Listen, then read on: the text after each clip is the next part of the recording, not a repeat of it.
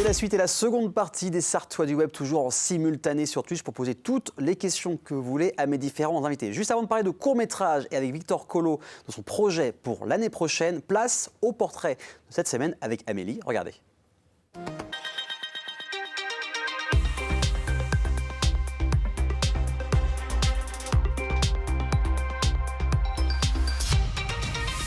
Salut Amélie, comment ça va ?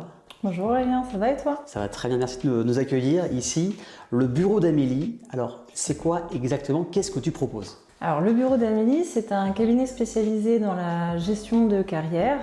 Je propose d'accompagner les personnes, enfin tous les actifs tout au long de leur carrière pour leur projet d'évolution ou de reconversion professionnelle. Donc par exemple, ça peut être une personne qui est complètement perdue professionnellement, qui ne sait pas trop comment faire pour la suite de sa carrière, évoluer dans son entreprise mais qui ne sait pas comment procéder, ou une personne qui a un projet en tête mais qui a besoin de vérifier et conforter son choix avant de se lancer. Alors, le bilan de compétences, c'est un peu le gros de ce que tu proposes. Comment on pourrait résumer ça ? C'est vrai qu'on entend ce terme énormément de fois même. De quoi c'est composé ce bilan de compétences ? Alors, le bilan de compétences, je trouve qu'il porte mal son nom parce qu'en fait, on ne fait pas le point uniquement sur les compétences. On va travailler en premier temps sur ce que j'appelle moi les fondations. C'est-à-dire que pour avoir un projet solide qui nous correspond, il faut qu'on ait des bases solides aussi. Qu'on apprend en fait à identifier donc ces valeurs. Les valeurs, c'est ce qui est important pour nous. C'est ce qui compte le plus pour nous en fait au quotidien. On va apprendre à les prioriser. On va identifier aussi les intérêts professionnels, ça c'est plutôt ce qui nous anime, ce qu'on a envie de faire en fait. Ensuite, on va voir aussi notre mode de fonctionnement au milieu professionnel pour comprendre en gros les environnements qui nous conviennent le mieux. Et une fois qu'on va avoir ce socle, bon là je donne les principaux, mais une fois qu'on va avoir un socle assez solide, on va envisager des métiers justement qui sont en adéquation avec ces éléments-là et qui vont bien sûr, à un moment donné, on va aussi comprendre tout ce qui est contraintes. Si on a des contraintes particulières, évidemment, on va aussi faire en fonction de ça. La personne va en gros après devoir faire des recherches, des investigations, des enquêtes métiers pour aller se confronter un petit peu à la réalité. Moi, je vais apporter aussi toutes les données par rapport au marché de l'emploi, pouvoir dire si sur ce métier-là, il n'y a pas de problématique. On va aussi envisager tout ce qui est formation, parce que ça, c'est un point qui est déterminant. Si une personne, il y a un métier qui lui plaît énormément, mais qui ne veut pas reprendre d'études longues, il y a des métiers forcément qu'on va devoir éliminer.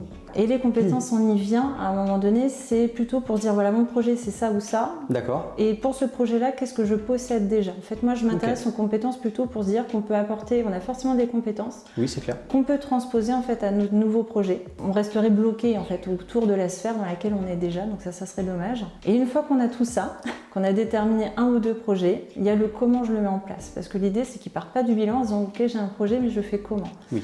Ils doivent partir en fait avec un plan d'action, des actions à mener concrètes avec des échéances pour rester motivés même au-delà du bilan. Et puis qu'ils aient aussi tout ce qui est dispositif existant, etc. Qu'ils ne soient pas perdus et qu'ils sachent où s'adresser par exemple. Eh ben, c'est très très complet. C'est vrai qu'il y a de plus en plus de personnes, en tout cas depuis le Covid, qui veulent changer de métier. Comment on peut l'expliquer aujourd'hui en 2023-2024 de cette volonté de changer des fois complètement de carrière ?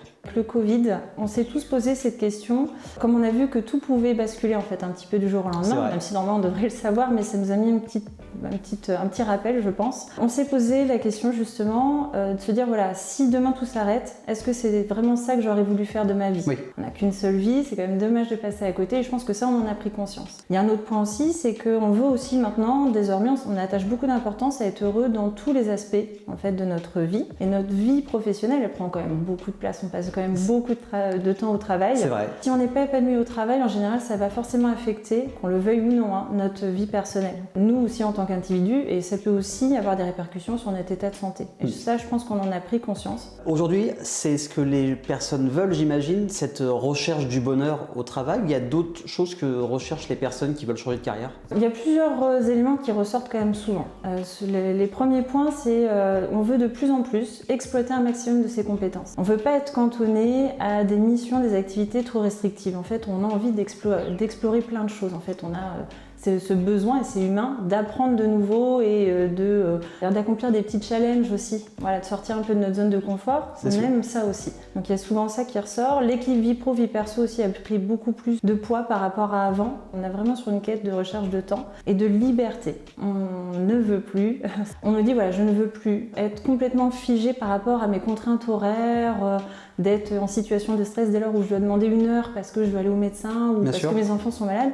On est dans la recherche en fait de souplesse, de flexibilité. À ne pas confondre, à ne pas vouloir travailler. En fait, justement, une personne qui veut de la souplesse, de la flexibilité, c'est qu'elle aime son travail, elle a envie de le faire. Donc on n'est pas forcément sur une recherche de reconversion, mais on va être sur une recherche de quel métier je peux choisir qui va m'apporter justement cette souplesse, cette flexibilité, ou quelle entreprise va pouvoir m'apporter ça. Il n'y a pas forcément que de la reconversion, il y a aussi des fois le souhait d'aller vers autre chose. On aime son métier, mais on a envie de gagner sur certains points. Que là, on parle de l'aspect candidat et employé. Est-ce que aussi les entreprises aujourd'hui sont plus flexibles qu'avant 2020 ou il y a encore des progrès à faire par rapport à ça?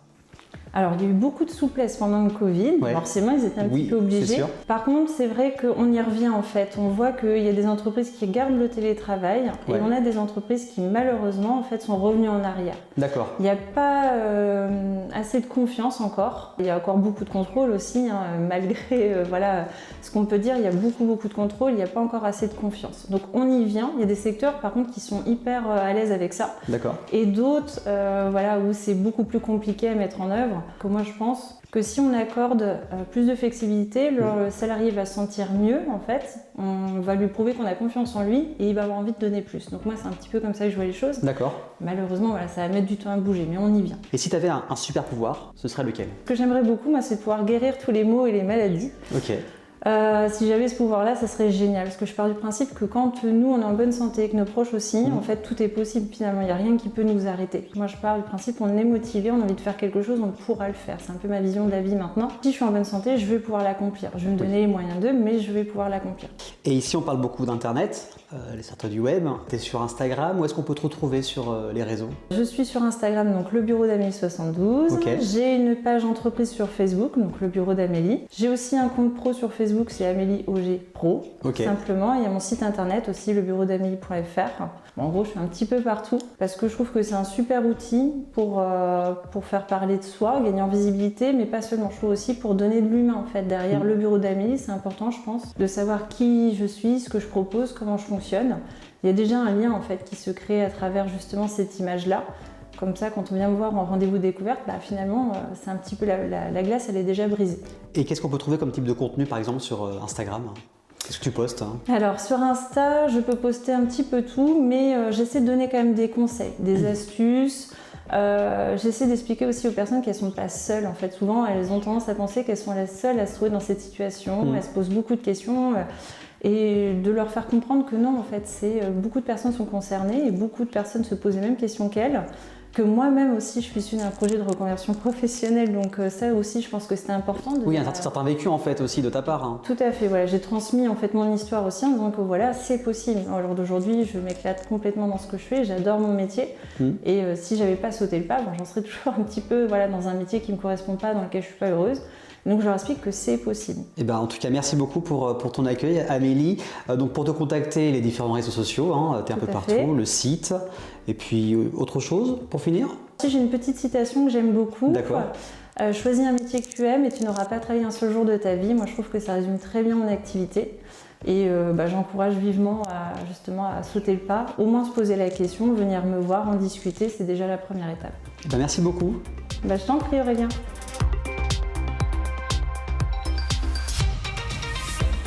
Merci beaucoup Amélie pour l'accueil. Changement de sujet complet. On va parler de court-métrage avec Victor, Lara Production pour les Incompris. Salut Victor, comment vas-tu?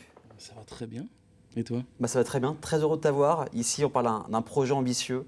Celui de ton futur court-métrage en tournage au mois de mars 2024. Mais avant de parler de ce projet-là, on va parler un peu de ton histoire parce que les gens ne te connaissent peut-être pas ici. Cette passion de l'image, du cinéma, elle est venue comment? Écoute, elle est venue un peu... au départ, moi j'étais plus sur le théâtre. Ouais. Je voulais devenir prof de théâtre. Je faisais beaucoup de théâtre quand j'étais petit. Et puis, bizarrement, je me suis plus tourné vers tout ce qui était cinéma et je regardais toujours des films de manière un peu obsessionnelle. Et du coup, j'ai appris qu'on pouvait diriger des acteurs aussi au cinéma. Et donc, c'est le déclic en fait. C'est le déclic. Je veux devenir réalisateur. Exactement. Tu as des références de films qui t'ont marqué et même qui t'ont marqué, ça va au niveau de l'image maintenant? Ouais, bien sûr. Alors, mes films un peu qui m'ont marqué, ils sont très divers et des trucs qui n'ont rien à voir. Ça passe par Bergman, par les films de Damien Chazelle, de Quentin Dupieux.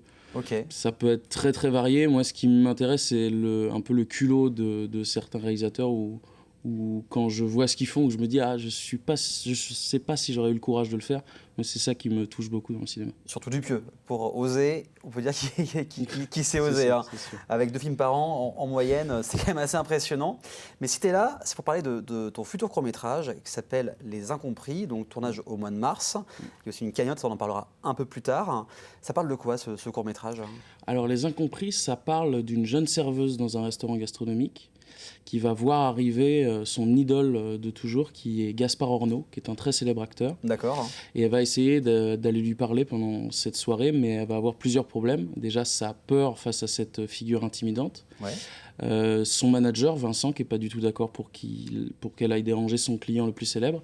Et Gaspard, l'acteur en lui-même, qui n'est pas forcément d'humeur à discuter avec une serveuse. Donc des quiproquos, on ne sait pas qui fait quoi. Donc voilà, c'est le sujet du court-métrage. Mais comme on le dit, créer, tourner, produire un film, ça demande des moyens humains.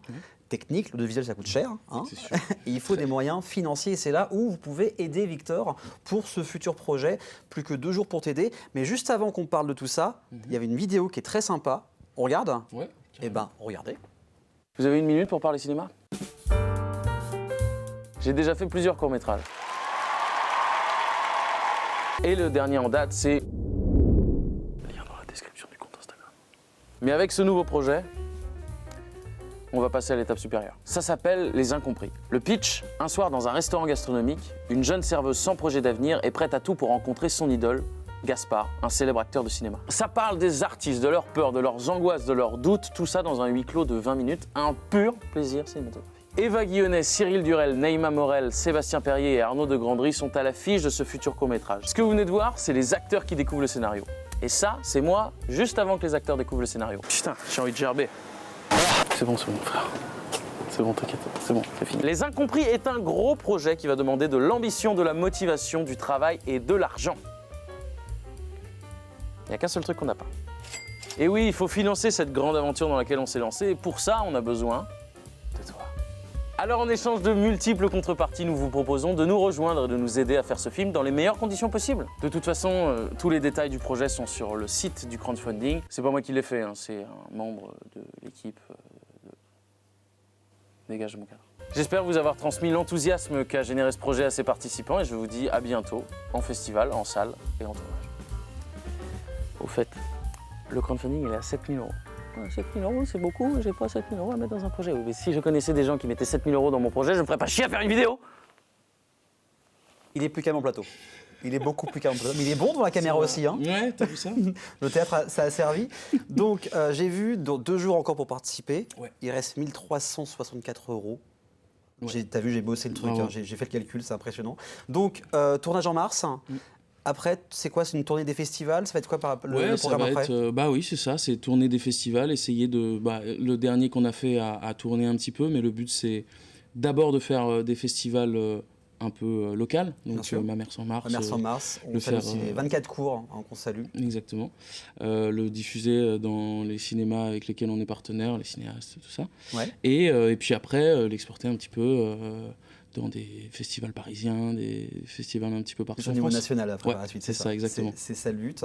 Donc, il y a des contreparties. Par exemple, pour 15 €, vous pouvez avoir votre nom au générique. C'est quand même plutôt classe hein, d'avoir son nom à la fin du générique. 50 €, c'est le nom générique, aussi le lien pour voir le film, c'est ça. Ouais. Plus de toute façon on donne, et plus on a d'avantages, comme aussi une invitation à l'avant-première. Ouais. Donc voilà, plein de choses. Et c'est défiscalisé aussi, ça il faut quand même le signaler. Tout à fait. Il y a d'autres projets en plus de ça. Déjà, ça prend beaucoup de temps. Ouais. L'idée, c'est que ce soit fini pour quelle période de l'année? Donc tournage en mars, c'est pour la fin, ce serait finale hein. Ce serait autour de avril-mai. D'accord. La fin, c'est vrai que ça prend beaucoup de temps aussi de post-production. On a la Cité du Film qui nous accompagne aussi dessus, on est très contents. Donc on est vraiment au niveau local. Ouais, complètement. 100% local. Exactement. Où est-ce qu'on peut te suivre? On peut suivre le projet sur Internet? Ouais, alors sur la page Instagram de Lara Production. Ok. Donc juste Lara Production. Tout simplement. De toute façon, il y a tous les liens qui s'affichent sur le replay de l'émission, donc vous ne pouvez rien louper. Donc, vrai que ça s'affiche, c'est bien fait. c'est Hein. incroyable. La régie est très forte. La régie est très forte. c'est Tu vois, fou. je dis ça et Ça puis tout de s'affiche suite. c'est juste là, Voilà. c'est dingue. Là, il est content. On voit qu'il est content. Complètement. Donc, plus que 2 jours pour participer à cette cagnotte participative. En tout cas, merci beaucoup, Victor. On souhaite plein de succès pour ce court-métrage de 20 minutes. Et puis, dès qu'il y a une bande-annonce, on passera ça. Ouais, Voilà, ça c'est pour marche. moi, c'est dit, c'est annoncé et ça sera promis, bien sûr. Merci beaucoup. Bon courage, en tout cas, pour cette préparation de tournage, chaud tournage et puis pour la suite. Bah, merci beaucoup à toi. Avec grand plaisir. Dans quelques instants, nouvel épisode des Sarthois du bout du monde.